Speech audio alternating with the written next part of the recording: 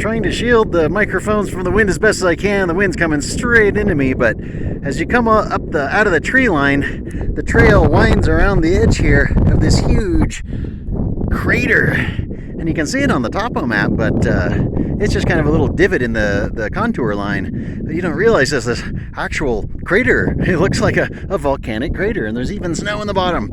If you were going to take advantage of that, that would be a good idea, because there is no water along this hike. So a little scamper down into there to fill up your water bottle with some snow to melt wouldn't be the worst idea if you didn't bring enough. So don't make that mistake, and do bring enough water, because then you won't have to crawl down into the crater. You can just admire it from above like this. That's really neat. I'm sure people have gone down in there, but I don't know how safe it necessarily is. I'll bet it's pretty well filled in, but man, that's cool. And you can see it kind of fills in from way up here, and there's a few trees left. God, that wind is just a nightmare. It's just ripping up the side of the mountain here. Woo! Super breezy. And a pretty little spot. Pretty cool, pretty cool. Okay, well, we're at the saddle here. Some cool rock formations right there. Definitely want to take a look at. You can see there's the summit. You can just about make out the summit, Karen, and the trail leading up to it. Almost there. You got this first little sort of false peak, and then the saddle, and then a hump up the ridge line there. And it's quite the thing getting up here, man. But look at this here, this huge sort of marine rock field is really amazing looking down in here, man. But you are up on a bit of a rocky ridge, that's for sure. And the trail itself, it's not just rocky to start with, it stays rocky. It almost looks like somebody would use that as a little bivouac. There's little spots like that all over the place. What's this? What is that? There's another thing over there. I wonder if that's maybe just bird droppings or something, but there's a white patch of it there and there too. It looks like bone. Interesting. Well, on to the summit. This cool knife ridge of rock along the trail.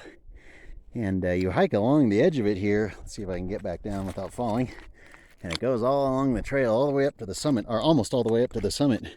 Pretty cool.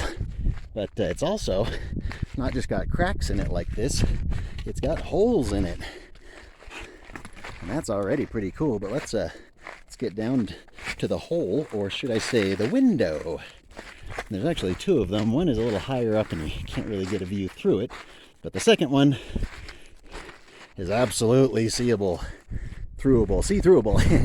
And you can absolutely frame up, as the wind comes through this window, Mount Thielsen right there.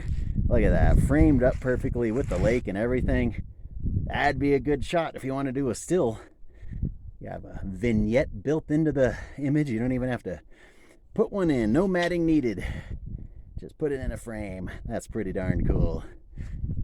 You can see it's just kind of suspended there, you know, kind of precipitously. And there's another one either down or up, but it's, you know, high up and you can't really see through it. But this one, that takes the cake. It's so darn cool. I love it. Well, here's the USGS marker, or what's left of it. And here we are at the summit. There's the summit cairn. The good old snaky leaning against it. 8,330 feet here in the Southern Cascades. And of course the vistas are sweeping and amazing. Look at all this. From Mazama and Crater Lake to Thielsen to the northern view into the Cascades, obscured by some smoke. There's a lot of valleys and little mountains and everything all around to see. Man, it's great. Maybe, you know, wildfire haze, but, you know, we're going to be dealing with wildfire haze throughout summer, probably for the rest of our lives. So get used to it. Oh, there's little bugs that keep trying to land on me, and I think they sting. Owie. You can see the trail comes up along the ridge line here.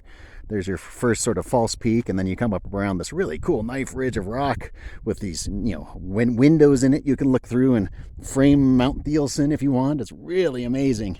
Good stuff. I swear I see a big mountain poking up out there, and I cannot remember. I think that's McLaughlin. Looking west. Not much to see with all that smoke, but it's kind of what I expected in a way. Although yesterday they said widespread haze, and it was a perfectly clear day. Should have come up yesterday. Didn't get here in time. I had an unexpected delay at a store where I ended up having to sit in line and get customer service for 2 hours. And so there was just no way to pull off this drive in time to not get here like too late in the evening to come up here. And it only took me about 2 hours to get up to the summit. It's, 5 miles, a little over 5 miles, and something like 3,000 feet of gain, and you'll feel it. It's definitely a hard hike. There's some very steep sections and gravelly sections, and you can see the trail continues on to this little, and there's another little bowl down there where I stopped off. Well, I made it to a little stop here at this interesting little bowl or cirque just down from the summit. And the reason that I came down here is not just to take advantage of these trees for some wind protection, but this rock outcrop blocks part of the view of Diamond Lake from the summit, so you can't actually see the whole lake. So you got to come down here. Still very, very windy today. Goodness, it's windy.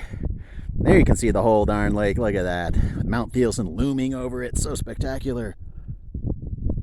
And even with the smoke haze, it's still a really cool view. So spectacular.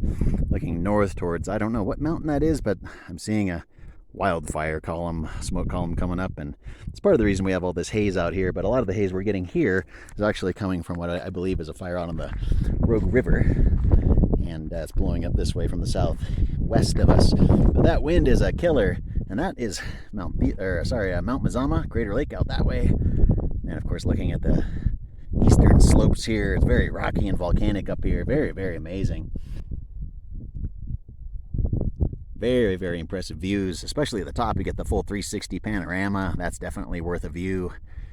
But down here at this little cirque, I'm definitely gonna pack my water bottle with some of that snow and let it melt on the way down. But really great up here. Hard hike, 5.1 miles, and you feel every bit of it. And there's all kinds of flies landing on me and things that like to sting. But it's definitely it's exposed up here. Once you get above the tree line, you know that's why I came down to this little patch of trees, because it is exposed. It's thin air, and there's no shade even. So I came down here to take advantage, and I thought I'd be away from the people too, but a couple of people, you can see him up there at the summit, I think. Yeah, he stopped right here in the middle of the trail and whipped it out and started peeing, and so I saw everything. I kind of went, if you would actually step off the trail, you wouldn't be exposing yourself. Indecent exposure. Hello. You didn't even apologize either. Then they came over here and just sat down as close to me as they could and totally made it so I couldn't do video. It was just like, arg. And the trailhead itself, I had some guy pull up right next to my campsite as if he was going to case me to decide what's to steal. He parked right next to me, like within 50 feet of my car, like of my campsite, and aimed his vehicle at mine and then just sat there looking at me for like 10 minutes and then decided he was going to go hike up the mountain. So I hope my vehicle is still intact when I get back. But the trash along the trail too, there's bits of plastic everywhere. And so the trail users are putting a cramp in my style. I was sitting here trying to enjoy myself away from the summit here in this little quiet area, and they had to just come and literally pee all over my experience, But now that they're gone, right back to joy. And the fact that I didn't see any ants up at the summit is definitely a treat. But getting to see the entirety of Diamond Lake is something hardly anybody gets to other than from the air. So there's the whole darn thing. That's pretty cool. And there's some butterflies and stuff, and a lot of wind too. Man, that wind is killing me up here. It just keeps blowing and blowing. It's supposed to be not very windy today, but these mountain peaks, you tend to get wind. But I better get myself back down the trail because I am on a water clock and the clock is ticking. So definitely want to thank you very much for joining me as I summited Mount Bailey and came back down the other side, taking in these incredible views, amazing, amazing vistas, and as always, ants. Mount Bailey ants.